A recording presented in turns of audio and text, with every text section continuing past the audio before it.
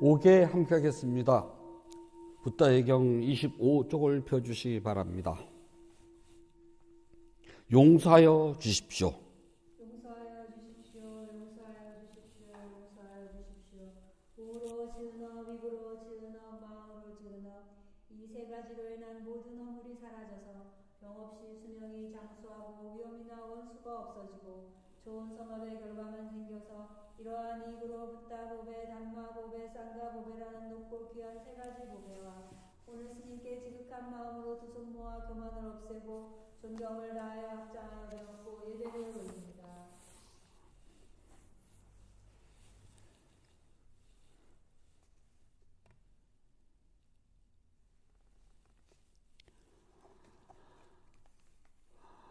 아함 판차실랑 사마디야미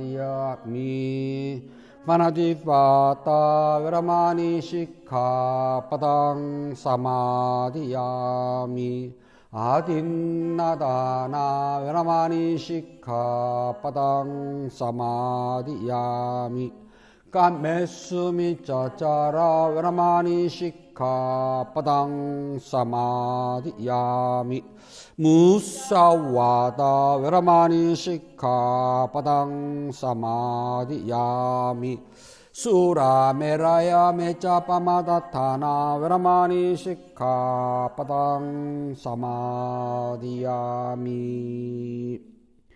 11월 2일 첫째 주 일요 본문을 시작하겠습니다. 부처님 말씀 함께 하겠습니다. 상따니까야 1권 34 읽는 것이 아님경 2번 구절입니다. 인간에게 욕망이란 항상 하는 것이 아니거늘 인간에게 욕망이란 항상 하는 것이 아니거늘 원하는 것에 묶여 그들 게으르구나. 원하는 것에 묶여 그들 게으르구나. 그 사람들 죽음의 영역에서 벗어나 그 사람들 죽음의 영역에서 벗어나 돌아오지 않는 경지로 나아가지 못하도다.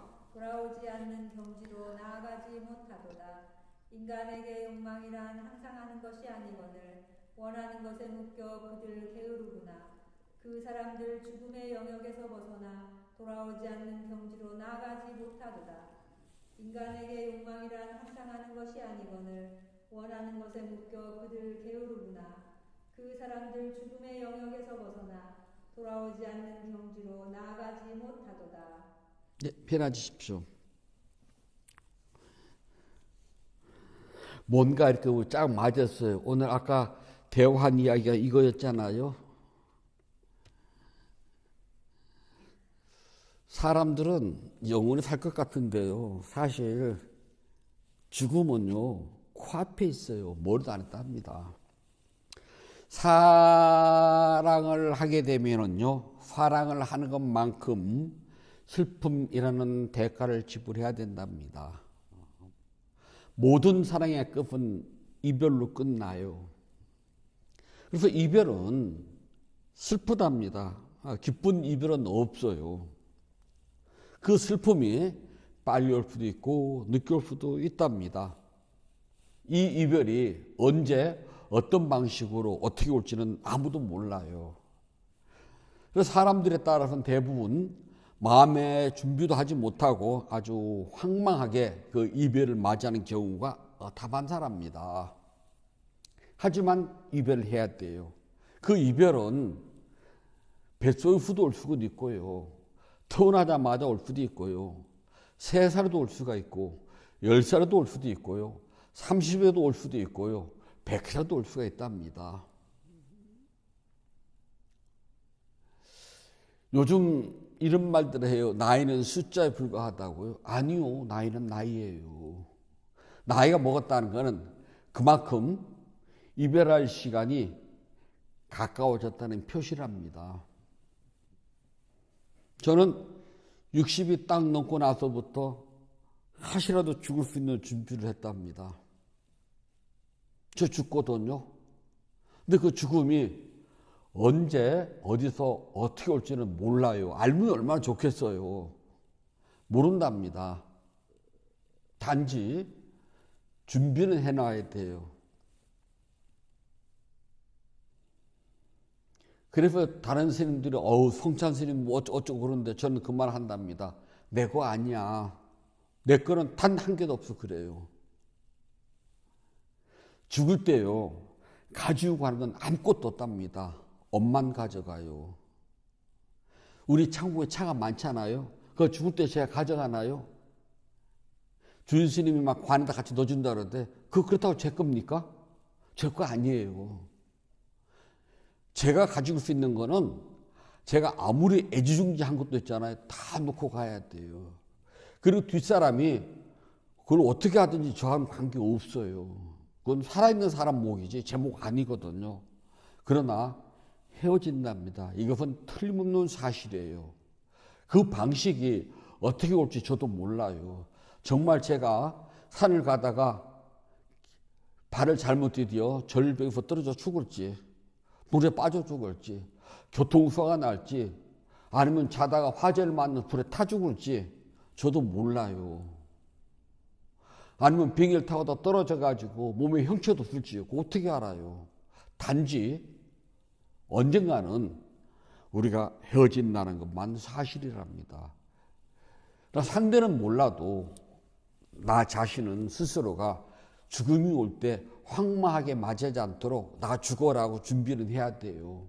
그것은 나이가 젊든 늙든 관계없어요. 하시라도 나는 사랑하는 사람들과 이별을 해야 돼라고 준비를 하지 않으면 스스로가 황망해져요. 우리 천년만년 살 사람 아무도 없답니다. 사랑하지 않으면 이별을 겪을 일이 없어요. 이 세상에 사랑을 했는데 둘 중에 하나 누군가가 사랑을 배신하고 이별을 하게 되면 그것이 가장 큰 아픔이라고 그러잖아요. 군대에 가게 되면은 면담을 할 때 꼭 묻는 게 하나 질문이 있습니다. 여자친구 있냐? 꼭 물어봐요.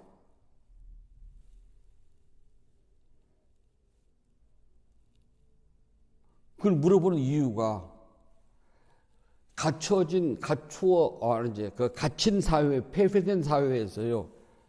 뜬금없는 이별을 맞이하게 되면은 그 상실감은 무엇과도 비교하지 못한답니다. 내가 이 군대라는 데를 안 왔으면, 여기를 안 끌려왔으면 그런 일이 없을지도 모르잖아요.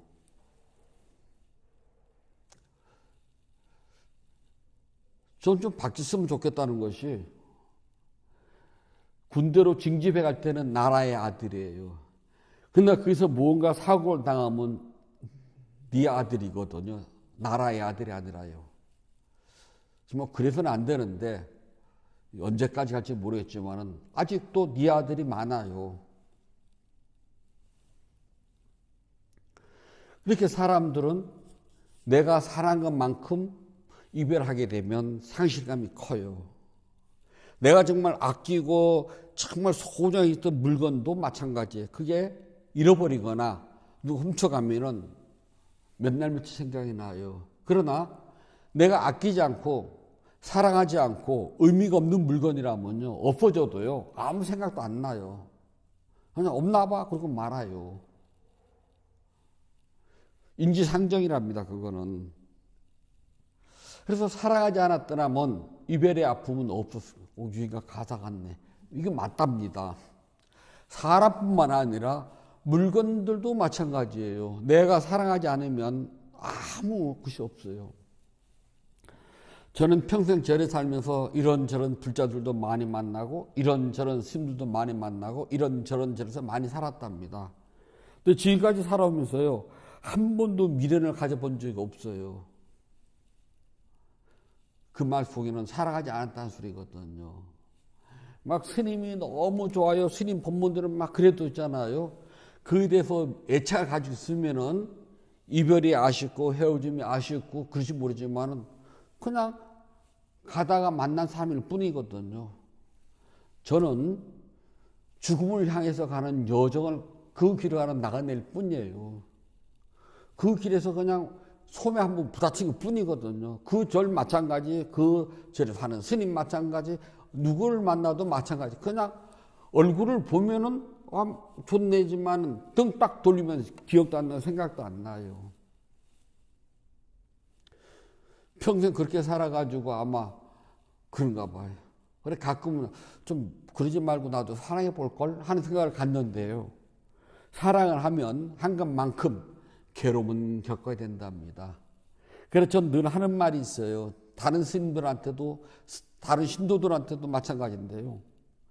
전 소발장대를 휘둘러도 걸릴 데가 한 군데도 없습니다.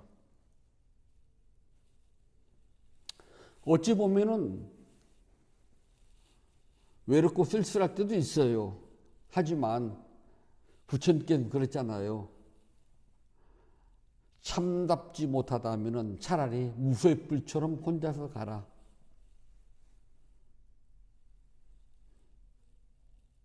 그물에 걸리지 않는 바람처럼 혼자서 가라. 먼지가 묻지 않는 연꽃처럼. 전 부처님 그 말씀 좋은 게 없더라고요. 만나서 대화를 했을 때 부처님 법을 이야기하고 뭔가 그 법에 대해서 통하면은 오래오래 이야기를 하겠지만 그렇지 않고 세상살이 이야기는 전 별로 관심 없거든요. 평생 살면서 막 돈을 모아야 돼, 뭐를 해야 돼, 그런 데서 진짜 관심 없어요. 저 사람 하나를 어떻게 막 꼬드긴다는 말이 좀 어폐가 있네요. 환심을 사고 뭐가 해가지고 막 신도를 만들어야 돼. 그래 본 적도 없어요. 제가 평생 살면서 지금까지요. 저한테 공적인 일을 빼놓고 난 다음에 사적으로 전화 받는 사람 좀 나오라고 그랬죠. 장담한답니다. 일행사 불자 몇 안 되지만 제가 사적으로 저하고 통화해 본 적 있으면 이야기해요. 공적인 거 빼고 없거든요. 뭐 만나요, 뭐 영화 봐요, 차 마셔요, 어디 뭐 연극 보러 갑시다, 전시회 갑시다, 뭐 밥 사주세요, 밥 한 번도 없어요. 어디를 가도 그거 하나만큼 제가 평생 장담한답니다. 소발장대도 걸 게 없어요. 즉 사랑을 안 했기 때문에 저는 이별의 아픔은 없어요. 막 스님이 너무 좋아야 하고 막 있다 어느 날 갑자기 스님한테 심하게 뚝 떨어지면 그 상실감이 매우 크다 그러답니다.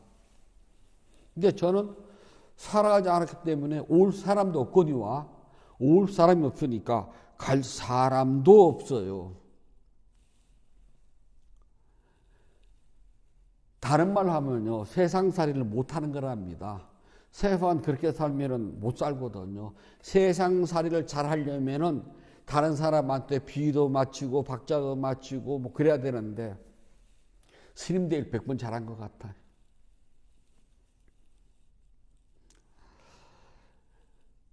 그리고 이 이별, 사랑의 이별이 사람한테 있는 것이 아니라 동물한테도 있답니다. 집에 키우는 애완동물이 수명이 다해서 죽거나 또는 어찌해가지고 집을 나가서 잃어버리면은 그 상실감이 크답니다. 왜냐하면 정들었기 때문에 정든 것만큼 이별의 아픔은 반드시 가져가야 돼요. 그래서 원래 옆에다가 가까이 두고 귀여워하며 즐겨한다. 애완은 그 뜻입니다.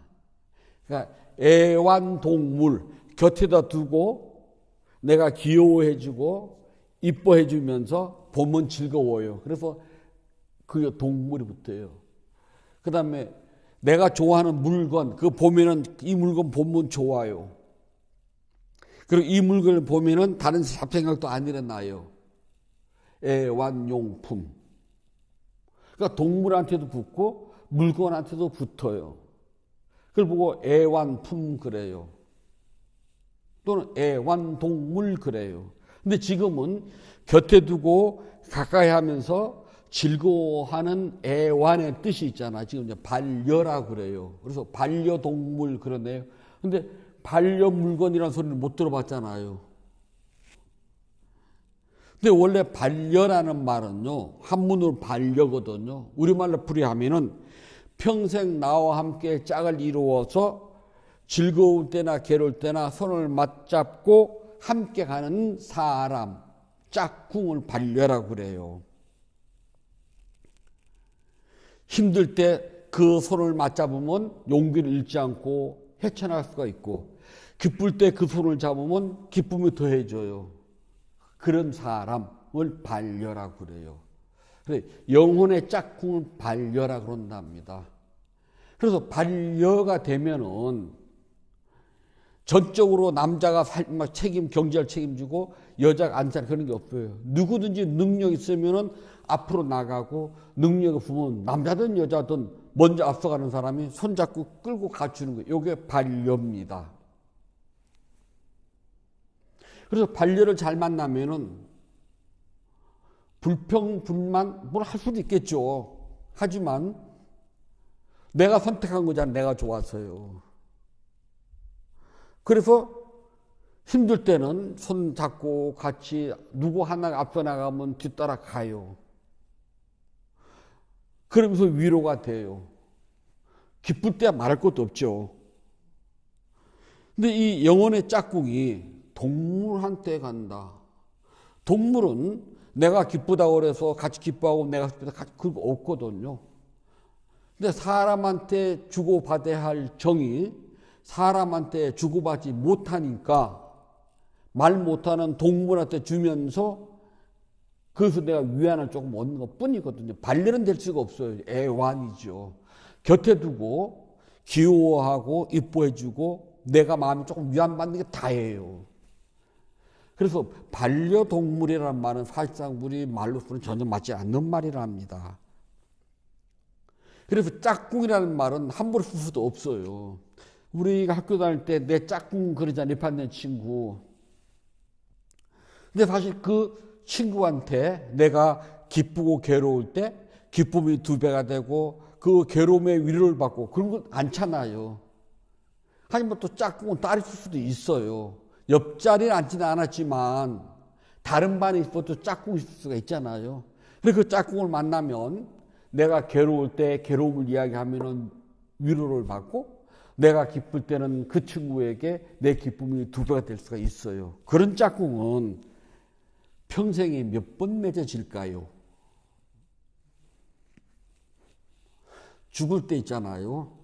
손가락을 내놓고 정말 이 사람은 내 반려이고 내 짝꿍이야 라고 할 수 있는 친구가요. 손가락 5 안에 들어가는 사람이 있으면 되게 행복한 거랍니다. 저도 생각을 해봐요. 죽을 때 과연 내가 정말 같은 생각을 하고 같은 길을 보고 같은 길을 걸어가고 같은 말을 할 수가 있는 동도도반이 손가락을 꽂으면 몇이 될까? 저도 생각한답니다. 많이 남을 거예요. 5손가락이. 살아서야 같이 밥 먹고 웃고 잠자고 그럴 수는 있겠죠. 그러나 진정한 동도도반 부처님께서 말씀하신 그 길을 같이 바라보고 같이 걸어가고 같이 생각하고 같이 듣고 이게 쉽지가 않답니다. 하물며 도반도 그런데 짝꿍 나와 같이 이 세상을 살아가면서 같은 곳을 바라보고 같은 말을 듣고 같은 말을 하고 같은 생각을 할 수 있는 짝꿍, 반려 같은 말이거든. 내 옆에 있는 나의 가시버시가 나와 같은 생각을 하고 나와 같은 말을 듣고 나와 같은 생각을 하고 나와 같은 길을 손잡고 갈 수 있다면 얼마나 행복하겠어요. 그리고 어떻게 하면 동상이몽이라고 할까요? 한 침대에서 같이 자지만 꿈은 서로 다르다는 겁니다. 그래서 눈앞에 보이니까 짝꿍인데요. 실제로 정말 나의 영원한 짝꿍, 나와 같은 곳을 바라보고 나와 같은 곳을 가고 나와 같은 생각을 하고 나와 같은 말을 듣고 나와 같은 생각을 할 수 있다면 정말 행복하답니다. 그래서 내 영혼과 함께 할 수 있는 나의 짝꿍, 내가 사랑하고 나만이 사랑할 수가 있고 나만 사랑해 주는 짝꿍. 야, 있어요? 한번 잘 생각해 봅시다. 대부분 동상이몽이 더 많답니다. 그래서 부처님께서는요, 사랑은요, 원하는 것들이라고 이야기했답니다. 그래서 까마니 야니 그래요. 깜마 우리 행업이잖아요. 이게 같아야 돼요. 사랑은 원하는 것들이에요. 그러니까 내가 원하는 것을 잘 들어주고 100%는 없습니다. 살아가면서요. 40%만 잘 들어줘도 있잖아요. 결혼하고 행복하게 살 수가 있어요. 나머지 60은 살아가서 맞추면 돼요. 40 힘들답니다. 원하는 것들 40 이게 얼마나 어려운 줄 알아요? 10이 맞으면 친구가 돼요. 평생 그냥 살 수가 있어요. 친구로요. 20이 되면은요 정말 절친이 됩니다. 30이 되면 결혼을 해요. 30만 되면 결혼할 수가 있어요. 40은 환상의 짝꿍이에요.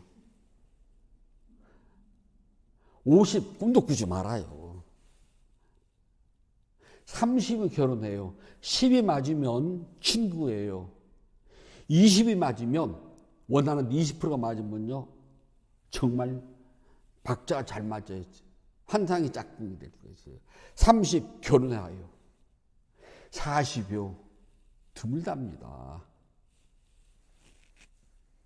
그러니까 내가 원하는 것을 언제든지 맞출 수 있느냐. 우리 간만에 외식할까? 부부가 이야기를 한답니다. 그래 식당에 들어가요. 그럼 둘이 똑같이 같은 걸 먹을 수 있을 것 같아요.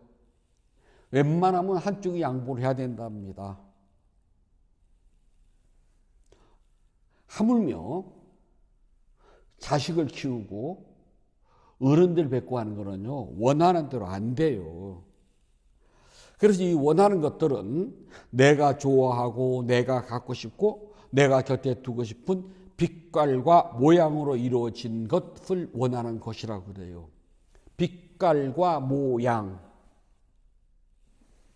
껍데기라도 내가 원하는 대로 돼야 되고요. 내가 곁에 두고 싶고 내가 하고 싶은 대로 돼야 된다는 겁니다. 그래서 그 빛깔과 모양이 내가 원하는 대로만 갖춰 있으면 난 그걸 좋아하고 그걸 갖고 싶어 해요. 그래서 옷을 사러 갑니다. 그때 내가 좋아하는 빛깔, 내가 좋아하는 모양이 있어야지 사지. 내가 좋아하지 않는 모양, 내가 좋아하지 않는 색깔이 있으면 안 사요. 하물며 짝꿍, 반려를 구할 때는요. 내가 원하는 색상과 내가 좋아하는 모양이 그래도 좀 갖춰줘야 되잖아요. 영판 틀리면 안 되잖아요. 그렇게 내가 좋아하는 모양과 빛깔이 돼 있으면 내 것으로 만들고 싶어 하고 나만의 것으로 만들고 싶어 한답니다. 이게 마음작용이에요. 그래서 사랑을 하게 되면은 원하는 대상, 즉 원하는 빛깔과 모양, 요것이 내가 원하는 대로 갖춰지면은요, 요걸 밭다라 그래요. 묶여버린답니다. 밧줄로 꽁꽁 묶어버려요. 그리고 묶는다는 뜻으로 밭다라 그래요. 사랑은 서로가 묶어버립니다. 즉 묶는다는 것은 의무조항이 따라가요. 그래서 사랑하면은 지키고 갖고 줘야 된답니다.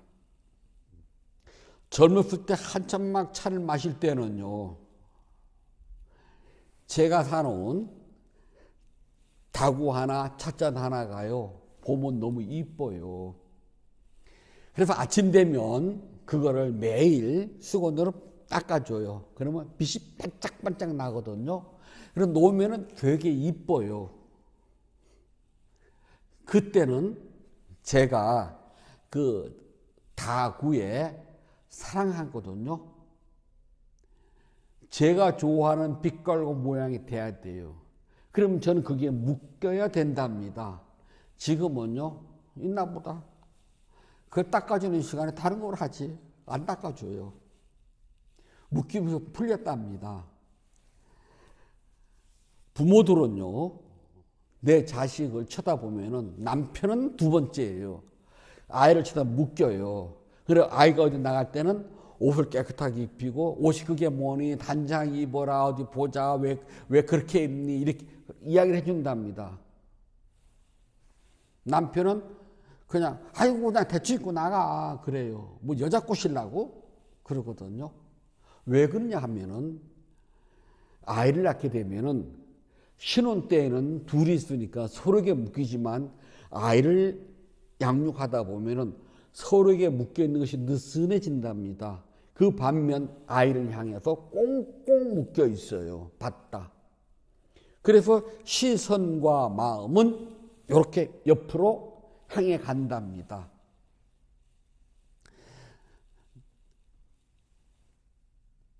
아이들에게는 밥 때가 되면 밥을 먹었나 안 먹었나 걱정이 돼요. 그래서 뭐라도 하나 해준답니다. 그래 아이들이 커서 나가잖아요. 그러면 나하고 남편하고 단 둘이 있습니다. 그러면 아이가 있을 때만큼 막 밥상을 요란스럽게 차리고 음식을 하냐? 안 그렇대요. 아이고 그냥 대충 먹어. 혼자 있으면은요 대충도 귀찮아요. 그냥 적당히 때려 먹고 말아요. 있으면 먹고 없으면 말고 배고프면 좀 참고 정 배고프면은 아무거나 냉장고 열고 아무거나 그냥 요기만 하면 돼요. 왜냐하면 서로에게 묶여있던 것들이 점점 느슨해진답니다. 즉 빛이 바래고 모양이 무너져요. 근데 빛깔이 바라고 모양이 무너지면은요 원하는 것들에서 좀 멀어졌다는 소리예요. 원하는 것에서 멀어지는 순간부터 빛은 점차 바래지고 모양은 점차 무너져요. 그리고 묶인 것들이 느슨해진답니다.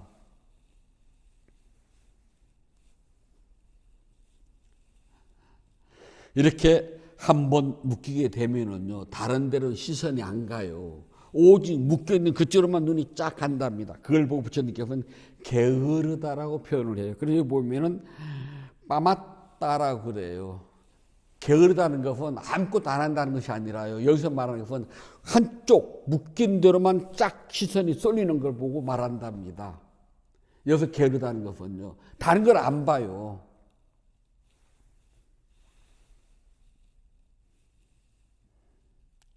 손자들이 요즘 같이 안 살잖아요. 3대가요. 어쩌다가 할머니 할아버지들 가면은요 내리사랑이라고 할머니 할아버지들은 아들 며느리보다는 손자 손녀를 향해서 막 사랑을 쏟는답니다. 그래서 이제 때가 돼가지고 그 부모가 자 이제 가자 그러면 그 아이가 할머니 사랑해줬던 할아버지만 발목을 잡고 안 간다고 통사정을 땡깡을 부린다네요. 그것을 보고 우리는 게으르다라고 표현을 한답니다.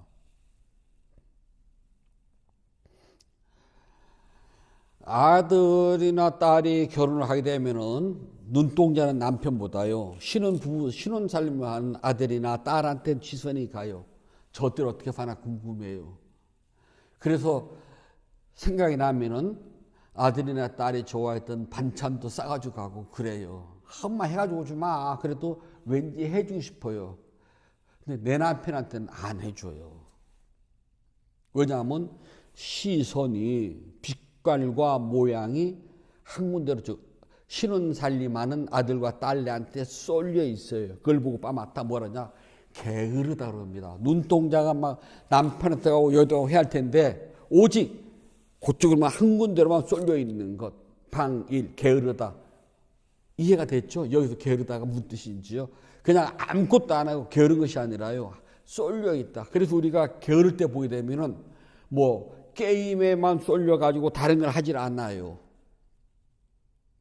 또는 낮잠에만 치우쳐 가지고 다른 걸 하질 않아요. 그때도 쏠려 있다라고 표현해요. 그러니까 불교에서 게으르다는 것은 천성 그런 것이 아니라 무엇인가에 쏠려 있는 걸 말한답니다. 그래서 쏠려 있어서 다른 걸 하질 않아. 다른 것도 해야지만 정상적이거든요. 청소도 하고 설거지도 하고 빨래도 하고 옷도 다 해야 할 텐데 게임에 빠져가지고 청소도 하지 않고 설거지도 하지 않고 그런 것. 또는 친구들하고 만나서 수다 떠는데 쏠려가지고 집 일에 소홀해져요. 그래 친구들과 수다 떠는데 쏠렸죠. 한 군데로 쏠려 있는 것 빠맞다. 그걸 게으르다고 합니다. 사랑을 했다는 거예요. 어디에? 친구들하고 수다 떠는데 또는 게임하는데 그렇게 무엇인가 한 군데에 마음이 쏠려 있을 때 우리 그것을 보고 사랑하는 것이라고 얘기했죠. 원하는 것, 내가 원하는 데 간 것뿐이에요. 다른 거 아무것도 없답니다. 아까 앞에서 말한 까마니야니, 마음이 원하는 곳에 쏠려 있는 것, 쏠려 있게 되면은 마음은 묶여집니다. 받다. 묶이면 게을러져요. 그러니까 원하는 것을 묶이고 묶이면 쏠려, 즉 게을러진다는 겁니다.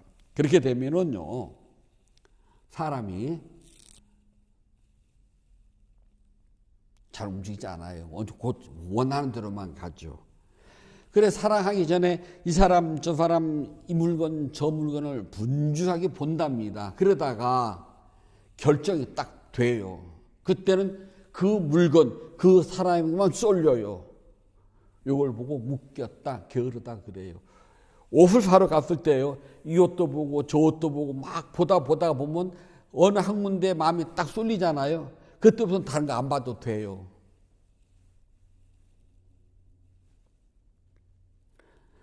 장을 가면요, 어떤 스님은요, 가자마자 첫 집에 가서요, 딱 물건 보고 딱 다 사요. 저는 일단 시장을 한 바퀴 다 돌아야 돼요. 그래서 이 집 저 집 물건을 볼 만큼 봐야 돼요. 그래서 본 것 중에 하나가 생각나면 그쪽으로 가거든요. 그럼 같이 한 스님은 저보고 정말 짜증난다 그래요. 왜? 그러면 이 집이나 저 집이나 물건이 뭐가 다를까 그러면 전 그러거든요. 일단 제조회사가 다르고 똑같은 물건이라도 설명을 보게 되면은 전동 공구를 사요. 저기는 10W인데 저기는 15W고 저기는 20W짜리야. 근데 가격을 보니까 얼마인데 그 돈에다가 조금 더 보태서 나 같으면 20W를 사겠어.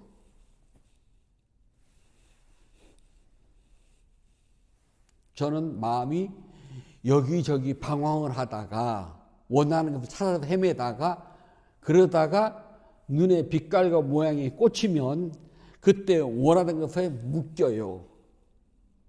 그리고 게으르게 그것만 쳐다봐요. 그런데 가자마자 첫 집에서 물건을 딱 사고 딱 하는 스님 보면은 그 스님들이 공부를 자꾸 깎거든요. 어른 스님들이 죽은 그래야 되는데 스님들은 안 그렇더라고요.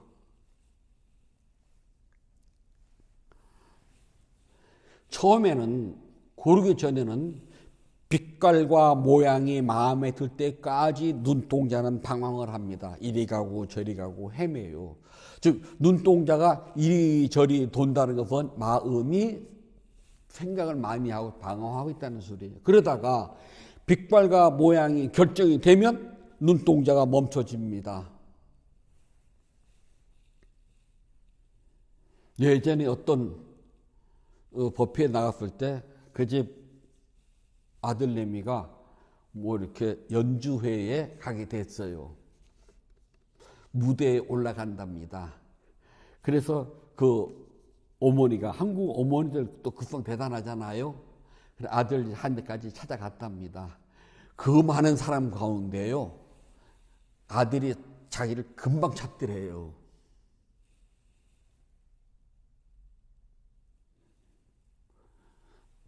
저희 때하고는 많이 다르지만 지금 아이들이 군대를 가잖아요. 그러면은 그 많은 아이들이 모여있어도요, 내 아들은 금방 찾는다네요. 아들도 마찬가지랍니다. 그 많은 부모님들 가운데서 금방 찾는데요. 빛깔과 모양이 정해져 있으면 방황을 안 해요. 근데 빛깔과 모양이 정해지지 않으면은 원하는 것을 찾기 위해서 찾아야 되거든요. 그래서 눈동자가 방황을 해요. 막 돌아다녀. 즉, 내 마음이 생각이 많다는 겁니다. 그래서 생각을 하다가 빛깔과 모양이 정해지면 거기에 묶여요. 묶이면 다른 걸 보지 않아요. 게으름. 이렇게 정해놓게 되면은 그때는요, 편해요. 그러나 정해놓은 것을 떠나서 눈동자가 다른 데로 돌아가면 나는 그 대가를 반드시 지불해야 된답니다. 하물며 사랑이야 말할 것도 없어요. 물건을 보다 보면은요, 눈은 점점 높아진답니다. 안 그래요? 보다 보면은 싸구려도 있지만은 가면 갈수록 좋은 게 있잖아요. 그래서 내가 예산한 것보다 내 마음에 드는 걸 딱 잡으면 대가를 지불해 돈을 더 내야 돼요. 발품도 더 팔았어요. 모든 거는 방황하는 눈동자가 멈춰지면 반드시 대가를 지불해야 돼요. 그런데 눈동자를 돌아가서 사람과 사람 사이에서요, 특히 사랑에서 눈동자가 돌아가면 심각하게 대가를 지불해야 돼요. 살다 보면 원하는 것이 많아요. 하지만 그 원하는 것을 가졌다고 시간이 지나서 계속 만족을 못한답니다. 시간이 지나면은 또 눈동자는 분주해져요. 다른 걸 찾는답니다. 그래서 갈 길이 바빠져요. 사람도 마찬가지랍니다. 하지만 한번 눈길을 주고 맺어졌다면요, 원하는 것대로 쫓아가면 사람은 못 살아요.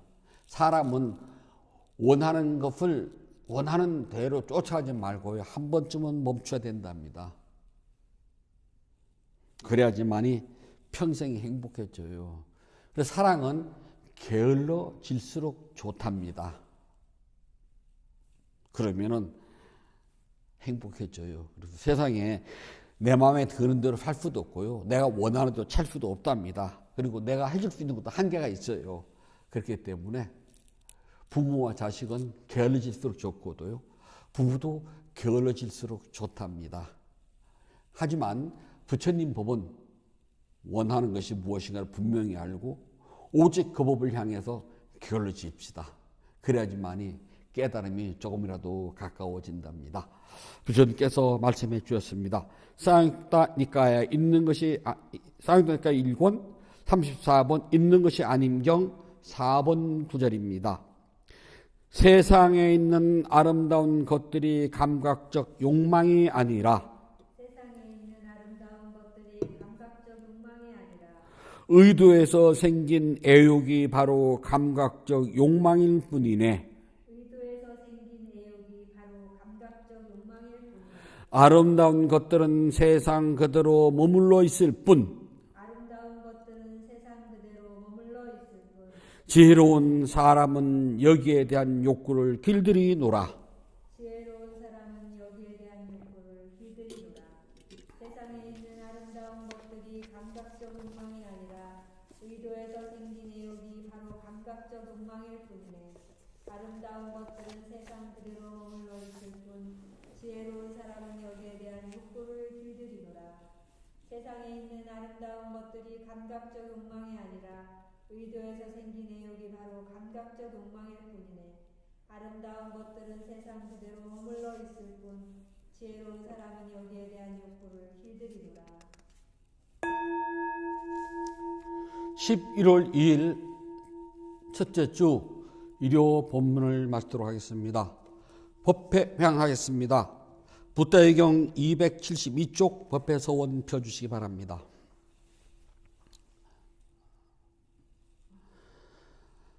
나누는 기쁨으로 자비 발언을 하였고 수행을 위하여 무너지지 않는 서원을 세워야 합니다. 오늘의 수행이 계속 이어지길 서원하노니 제가 해탈하면 곧바로 깨달음에 이르러서 허무한 사바 세계의 모든 욕망과 집착이 끊어지다. 제가 만약 다시 태어나 살아는 동안 모든 악을 없애고 바른 맘 깊은 생각 참다운 지우와 청정한 노력이 충만하여 지이다. 단마에 위없는 힘과 저의 노력과 실천 중하는 힘으로 어떤 마장도 제 가꾸지 않길 기원합니다. 부따와 더 높은 스승님 그리고 성스러운 쌍가의 힘으로 저의 마지막 탄생일지라도 마장이 절도로 접근할 길을 기원하나이다. 모든 선업공덕을 고르게 나누어 가이소서. 사두 사두 사두. 모든 선업공덕을 고르게 나누어 가이소서. 사두 사두 사두. 모든 선업공덕을 고르게 나누어 가이소서. 사두 사두 사두.